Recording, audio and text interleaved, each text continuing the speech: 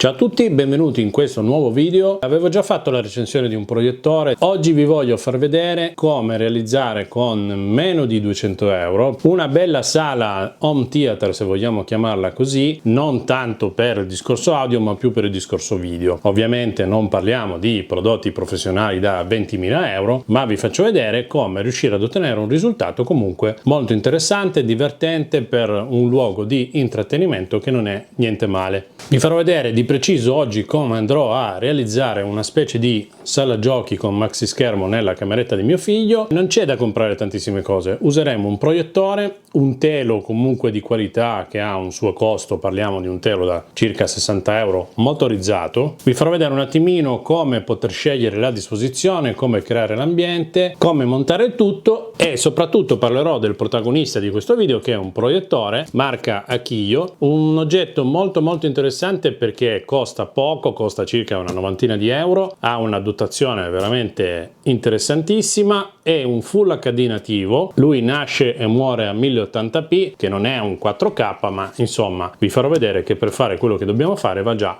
molto bene. Quindi non perdiamo tempo, prima di tutto iscrivetevi al canale e di questo vi sono sempre molto grato. Andiamo avanti col video, vi faccio vedere un po' tutta la storia, l'installazione e alla fine magari giochiamo un pochino con la Switch. Dunque, questa è la stanza dove realizzerò, diciamo, il lavoro. È una stanza da circa 4 metri per 3,5 più o meno. Qui ho un mobile su questa parete e una struttura con letto a soppalco da questa parte. La mia idea iniziale era di mettere il proiettore lì esattamente dove c'è adesso la telecamera e sfruttare la parte qua sopra il cassone per mettere il telo motorizzato a scendere, dove tra l'altro nel cassone, avendo le tapparelle elettriche, avevo già dei tubi che arrivavano, quindi mi ero studiato che potevo alimentare questo motore, ma è una soluzione che poi ho abbandonato. Comunque avremmo visto un pezzo bianco là sopra. Diciamo che alle donne questa soluzione non faceva impazzire, ma poi oltre a questo discorso, lì dove adesso c'è la telecamera ho una parete vuota con una presa e avrei dovuto creare tutta una canalina, una mensola, un supporto per alloggiare il proiettore. Ho reputato che non era la soluzione migliore come risultato finale, quindi ho optato per sfruttare questo mobile a parete che alloggerà il telo motorizzato e questa struttura a letto, dove in questa parte qua monterò un supporto per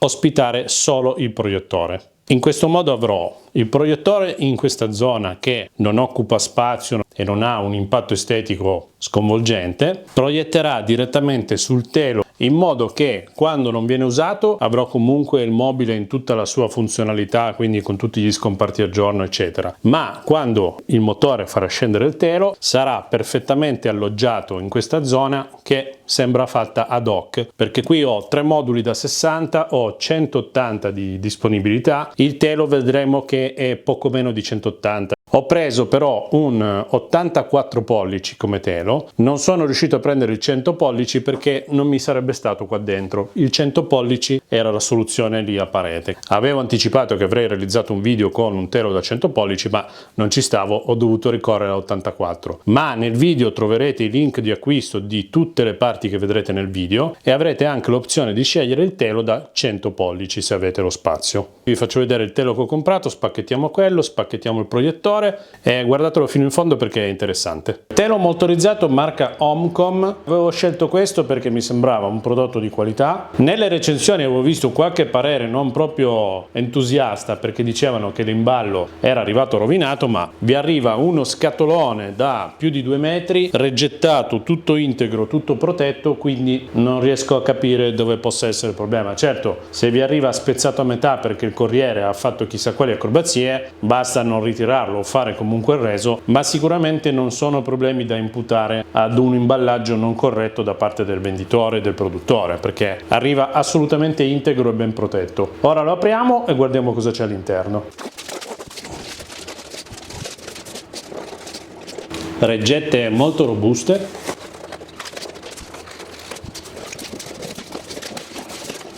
All'interno troviamo il telo protetto per tutta la lunghezza da questi supporti, un veloce manuale di installazione, troviamo la bustina con il telecomando molto carino con supporto da tassellare a parete o comunque su un mobile. In questo sacchetto troviamo due tasselli di dubbia qualità, vi invito sempre a buttarli, il comando a parete dove abbiamo anche i controlli di salita, discesa e stop, fornito con circa 1 metro di cavo dall'inizio del motore al comando e un altro metro di cavo dal comando alla spina. Vedete che è fatto da stare in questa posizione, quindi con l'arrivo dall'alto e il motore dall'alto. Ok, il telo come vedete ha la staffa con la doppia possibilità per essere tassellato a parete tramite quest'asola o per essere appeso con delle catenelle, dei ganci, dei tasselli al soffitto, con quello che vi pare, perché comunque una volta messo in bolla lui scende e rimane comunque perpendicolare al terreno e rimane teso grazie al peso di questa barra inferiore. Adesso provo a montarlo in maniera artigianale, lo alimentiamo e vediamo come funziona. Una volta attaccata la spina, il controller si illumina di rosso, quindi segnala che è correttamente alimentato. Facendo una pressione sul tasto a bassa, lui dà una conferma sonora e inizia a scendere. Lui arriverebbe a fine corsa a meno che non lo arrestiamo noi col pulsante di stop centrale. Tutto replicato sul radiocomando, quindi freccia in alto, freccia in basso e pulsante di stop. Diamo il comando di salita, lui ha i fine corsa, quindi arrivato a fine corsa si ferma. Sembra fatto bene. In caso di apertura dove non avete abbastanza spazio per farlo aprire tutto, dovrete arrestarlo manualmente. Per essere installato richiede un interasse dei fori di 189 cm, quindi da un foro all'altro 189. Stessa misura per i ganci nel caso di ancoraggio a soffitto a sospensione. Ha un odore molto forte di PVC perché è nuovo, è stato imballato, incellofanato per chissà quanto tempo. Questo odore leggermente sgradevole andrà poi a svanire una volta installato in ambiente aperto. Ok, quindi dopo aver valutato effettivamente la misura a disposizione, vi dico, mi è andata veramente di fortuna perché monterò la parte superiore con la parte avvolgibile e il motore sopra il mobile, mentre la parte del telo che verrà qui in mezzo avrà esattamente circa nemmeno 1 centimetro per lato di spazio. Per questo motivo monterò il motore con tutto il rullo qua sopra, che sarà esterno, che quindi cadrà sulle due colonne, e lo fisserò sulla parte posteriore del mobile con delle staffe a L.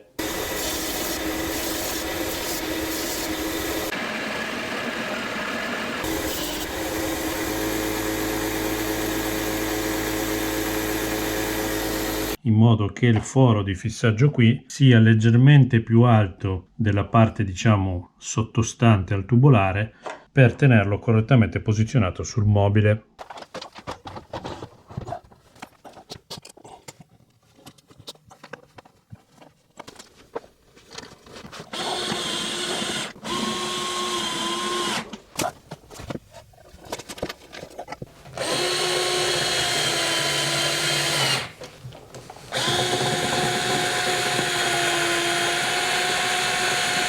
Ok, una volta assicurato il telo alla struttura del mobile, sono mobili di cartone dell'Ikea, quindi non ha tutta questa tenuta, ma nel mio caso serve solo a farlo stare in posizione. Il controller io non lo metterò, diciamo, a vista, a portata di mano, non voglio che diventi un gioco il fare su e giù o approfittarne in caso di mia assenza, quindi lascerò il comando qua sopra il mobile non agibile e terrò io il telecomando per gestire l'apertura e la chiusura a mia discrezione. Ora il telo è da alimentare, io dietro questo mobile ho una presa che avevo fatto di predisposizione quando ho rifatto l'alloggio. Mi raccomando, quando fate una casa, una ristrutturazione in un ambiente come una cameretta che può cambiare disposizione e arredamento molto spesso, voi comunque per ogni lato della camera predisponete almeno una presa, in modo che c'è la corrente e che in qualche modo ci si arriva senza dover fare opere murarie. Anche se non serve, in questo caso è venuta utile una presa dietro questo mobile. Mi farò semplicemente una prolunga per portare corrente al motore.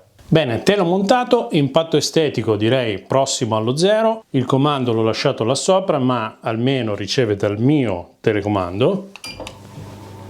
Faccio scendere il telo.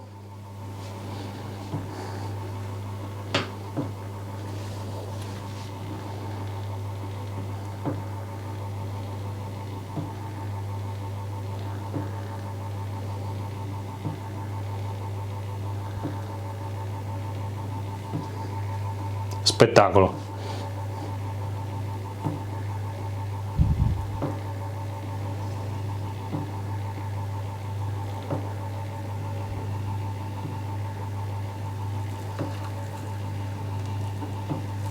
Questa è l'apertura massima, non ho velocizzato il video in modo da farvi vedere i reali tempi di apertura e chiusura. Il telo una volta aperto completamente risulta un 4/3, noi possiamo tranquillamente proiettare nella parte alta in 16 noni, possiamo anche non aprirlo tutto. Vedete che ha le bande laterali nere, il tessuto è bianco molto spesso, quindi non avremo particolari problemi se dietro abbiamo della luce e non come in questo caso una parte non illuminata. Vedete che sui bordi tende a rimanere un pelino arrotolato, questa cosa ovviamente col tempo andrà un po' a scemare, a svanire. L'importante è che la parte bianca sia perfettamente piatta. Lo lascio un po' giù così prende la forma, lui rimane perfettamente verticale grazie al peso. Ora passiamo al proiettore. Acchio, proiettore con streaming wifi, risoluzione Full HD nativa, diversi ingressi, connessione wifi, borsa da trasporto, eccola qui. Questa cosa mi piace molto, la borsa è molto carina e curata,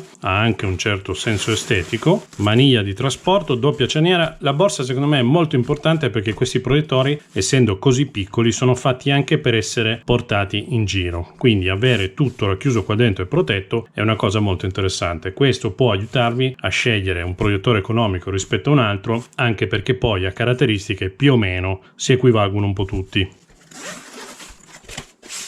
Perfetto, proiettore che viene tenuto fermo da queste due fascette con strip, un manuale con compreso l'italiano, il proiettore, vediamo un attimo cosa viene dato in dotazione. Abbiamo un cavo HDMI, l'ho misurato, è lungo 1,5 m, abbiamo addirittura due cotton fioc e un panno per la pulizia, un cavo d'ingresso audio-video con gli RCA e il jack da mettere nel proiettore, cavo di alimentazione con spina italiana, anch'esso lungo 1,5 m. Abbiamo poi il classico telecomando, devo dire uguale per praticamente tutti i proiettori che ho visto finora. Da segnalare che non vengono date le batterie in dotazione. Inseriamo due mini stilo, chiudiamo il vano. Telecomando di plastica molto economica, infrarosso, però comunque i tasti direzionali, i pulsanti e tutto hanno una buona risposta e comunque sono fatti in gomma antiscivolo. Abbiamo qui un vano per riporre gli accessori e null'altro. Veniamo ora al proiettore, plastica bianca opaca,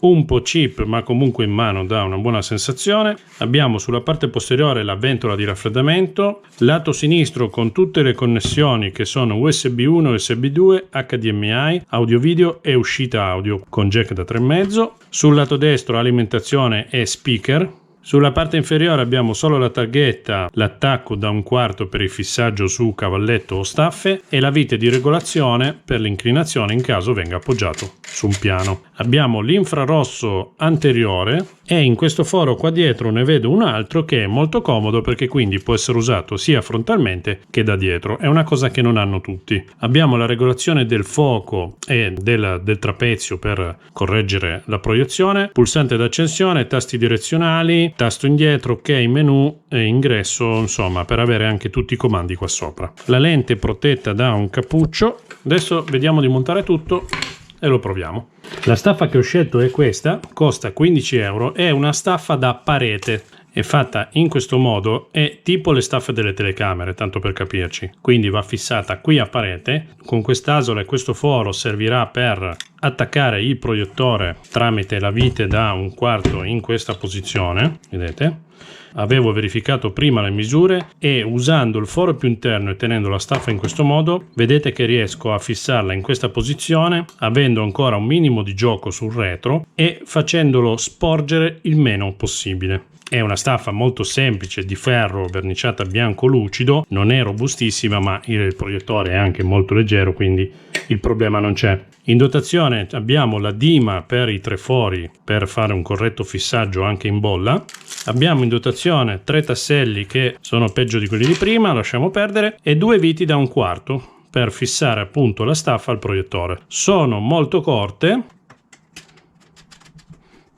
ma sufficienti a svolgere la nostra funzione. Questo sarà il risultato finale. La staffa ha poi tutte le regolazioni del caso, perché abbiamo la regolazione in questo senso, abbiamo la regolazione tramite questa vite dell'inclinazione e ovviamente della posizione sul proiettore. Potete montarla in questo modo o allungandola anche lateralmente. Esistono delle staffe fatte esattamente così per lungo, che si fissano sempre a questa vite qua, e voi potete tranquillamente mettere il proiettore al contrario, perché ha poi lui una funzione per l'inversione dell'immagine. Questa è la zona che ho scelto per installare su questa struttura metallica del letto il proiettore, che è perfettamente centrato e perpendicolare rispetto al telo che è qui di fronte. Userò poi questa scrivania, questa mensola superiore per alloggiare la switch, che sarà la console che collegherò al proiettore, ma al proiettore vi farò vedere che collegherò anche una Fire TV, una chiavetta, una stick di Amazon per vedere YouTube, Prime Video e tutto quanto. Da questa zona al proiettore userò le doghe che ci sono qui sotto il letto per portare il cavo sostanzialmente di alimentazione e HDMI che arriva dalla console, e in questo modo l'installazione sarà bella che fatta. Nel posizionamento del proiettore rispetto al telo di proiezione è molto importante che il centro, quindi dove c'è la lente del proiettore, sia esattamente in linea, perché poi abbiamo la possibilità di regolare il trapezio, quindi in base a quanto viene inclinato in alto o in basso noi abbiamo la possibilità di correggere il trapezio, abbiamo la possibilità di correggere un minimo lo zoom, non abbiamo la possibilità di fare la correzione se il proiettore è fuori asse. Quindi è molto importante che sia in asse la lente rispetto al proiettore, che non vuol dire centrare la staffa, perché se voi guardate sotto il proiettore vedete che il fissaggio per la staffa è decentrato rispetto alla lente. In questo caso è decentrato di 8 cm verso destra. Questo vuol dire che se io ho il centro del proiettore qua, la staffa dovrà essere spostata di 8 cm nel caso di questo proiettore. Quindi dopo aver costruito una staffa artigianale per fissarmi sotto il telaio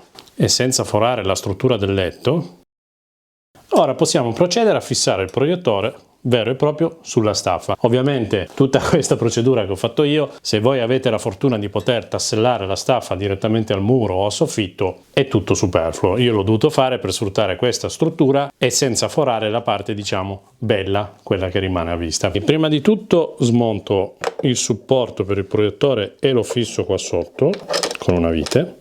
Le viti vanno sempre tirate moderatamente, ma il proiettore di per sé è una cosa che va messa in un punto e non va più toccato, però in questa posizione dove magari qualcuno lo urta o magari facendo le pulizie è bene lasciare le viti non troppo tirate, in modo che può essere corretta la posizione nel caso venga spostata per qualsiasi motivo. Ora fissiamo la base della staffa al resto della staffa.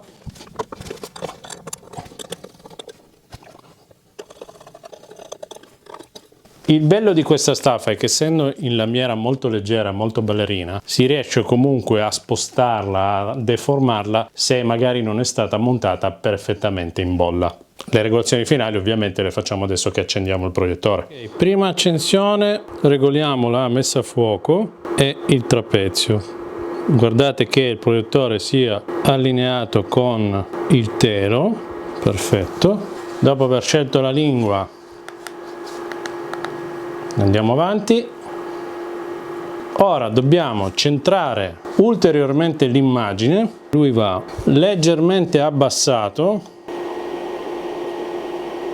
così. Tiriamo bene la vite della staffa, correggiamo ancora un pelino il pan, lo zoom finché le scritte sono ben leggibili. Diciamo che quando abbiamo raggiunto una quadratura con gli angoli del bordo nero abbiamo una centratura più o meno corretta. Qui scegliamo l'ingresso, se fare il mirroring, se usare l'audio video, diamo un'occhiata alle impostazioni, possiamo regolare la modalità dell'immagine, possiamo regolare la luminosità, la temperatura del colore, il formato che può essere 16 noni automatico o 4/3, la correzione del rumore per i video, possiamo ruotare l'immagine in caso di installazioni diverse, possiamo modificare lo zoom, andare a diminuire se siamo troppo vicini al proiettore. Poi abbiamo le regolazioni del suono, un timer di spegnimento, la lingua, tutto quello che possiamo andare a correggere, la durata dell'OSD, possiamo anche aggiornare il software in caso vengano rilasciati aggiornamenti tramite chiavetta USB.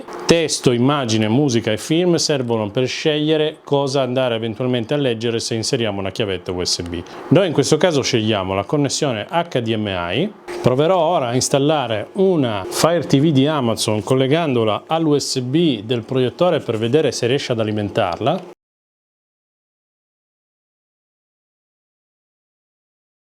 La Fire TV di Amazon funziona perfettamente e viene alimentata correttamente dal proiettore. Ora rispengo la luce, mando un bel video anche in 8K e vediamo come si vede.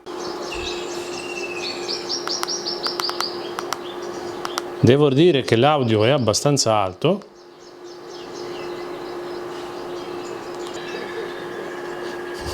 Secondo me si vede molto bene. Abbiamo dei bei colori, abbiamo un bel bianco, abbiamo una tonalità non troppo calda, non troppo fredda. Vi ricordo che l'ho cambiata da fredda, l'ho passata a normale.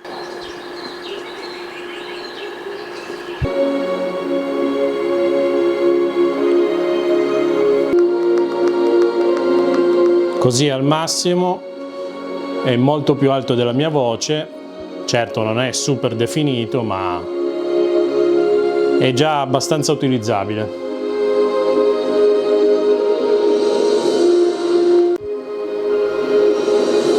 Chiaramente tramite la telecamera non riesco a trasferirvi la qualità dell'immagine, ma diciamo che per 90 euro insomma siamo a buon punto. E chiaramente con la luce accesa si vede poco e niente. Il proiettore, un suo grosso limite se vogliamo, è il fatto che va dosato al buio. Ma ora proviamo a vedere come si vede con la luce spenta e con magari le tapparelle un pelino alzate. Sta trapelando un po' di luce, si riesce comunque ad utilizzare e la stanza non è completamente buia. Segnalo qui sul lato sinistro un pelino di pancia sulla proiezione, meno accentuato invece sulla parte destra. Si vede comunque bene, è un proiettore economico di fascia bassa, non possiamo pretendere chissà quali prestazioni, ma secondo me anche per guardare un film o qualche altro contenuto di qualità può essere molto interessante. Ora provo a lanciare, mi sembra che sia consentito fare un 10 secondi di film, così vi faccio vedere come si vedono le immagini di un film. E torno solo quando hai voglia di nuotare.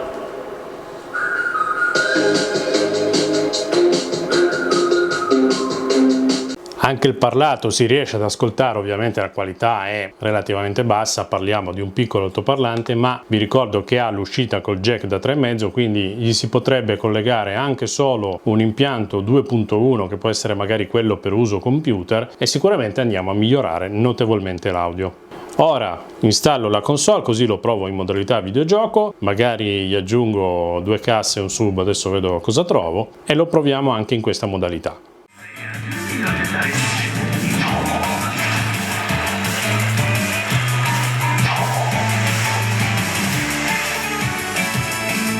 Ok, con questo tipo di installazione abbiamo ottenuto una diagonale di 180 cm che in pollici siamo circa 70 pollici e la distanza che abbiamo dal telo al proiettore è di 2,10 m. Per lo streaming wifi è sufficiente andare qui in schermo mirroring, selezionare il vostro tipo di connessione. Nel mio caso io vado a scegliere una connessione per Android.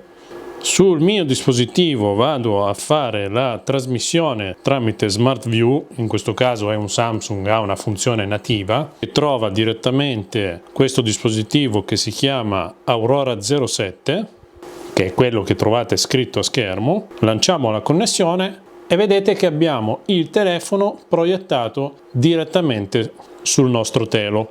Ecco, c'è un paio di decimi, 2 o 3 decimi di ritardo. Se lanciamo un'applicazione qualsiasi che può essere YouTube, vedete che parte la visualizzazione. Ovviamente basta ruotare il telefono per ottenere la rotazione anche sulla trasmissione. L'immagine è abbastanza fluida, vado ad aumentare la qualità del video vedete che è aumentata.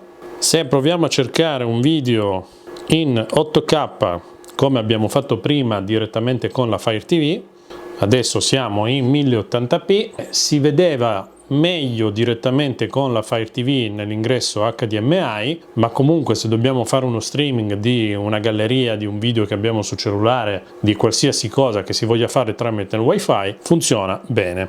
Come ritardo abbiamo appunto qualche decimino, possiamo usarla anche per visualizzare tutte le app che vogliamo, tipo l'app WeLink. Ovviamente sui telefoni non è possibile trasmettere tramite il mirroring wifi app come SkyGo eccetera. Tutto quello che avete bisogno di vedere direttamente sul proiettore dovete farlo tramite l'ingresso HDMI, quindi con un mini PC Android o una chiavetta Amazon come quella che abbiamo provato prima. Ricapitolando, abbiamo il proiettore piazzato con il cavo HDMI, l'uscita audio col jack da 3,5 e dall'altro lato solo alimentazione. Il tutto è stato portato fino dall'altra parte sfruttando il legno della doga e inglobando i cavi in un unico corrugato flessibile. Tutto piazzato, ovviamente ho messo anche una ciabatta per alimentare tutto l'ambaradam. Sistema semplice da PC con casse 2.1, però andiamo a migliorare notevolmente il risultato. Questo è il lavoro finito, questo è il telo montato. Ora vi ho fatto vedere un po' tutto, possiamo chiuderlo.